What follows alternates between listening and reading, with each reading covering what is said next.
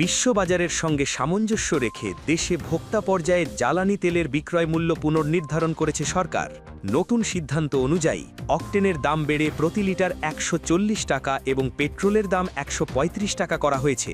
শনিবার ১৮ এপ্রিল বিদ্যুৎ, জ্বালানি ও খনিজ সম্পদ মন্ত্রণালয় থেকে পাঠানো একটি বার্তায় এই মূল্য সমন্বয়ের কথা জানানো হয়েছে। পুনর্নির্ধারিত এই দাম ১৯ এপ্রিল থেকে সারা দেশে কার্যকর হবে। মন্ত্রণালয়ের বার্তায় জানানো হয়েছে, আন্তর্জাতিক বাজারে জ্বালানি তেলের মূল্য বৃদ্ধির সঙ্গে সামঞ্জস্য বজায় রাখতে দেশের বাজারেও এই দাম সমন্বয় করা হয়েছে। নতুন মূল্য তালিকা অনুযায়ী এপ্রিল মাসে ভোক্তা পর্যায়ে প্রতি লিটার ডিজেলের দাম ১০০ টাকা থেকে বাড়িয়ে ১১৫ টাকা, অকটেনের দাম ১২০ টাকা থেকে বাড়িয়ে ১৪০ টাকা, পেট্রোলের দাম ১১৬ টাকা থেকে বাড়িয়ে ১৩৫ টাকা এবং কেরোসিন ১১২ টাকা থেকে বাড়িয়ে ১৩০ টাকা নির্ধারণ করা হয়েছে।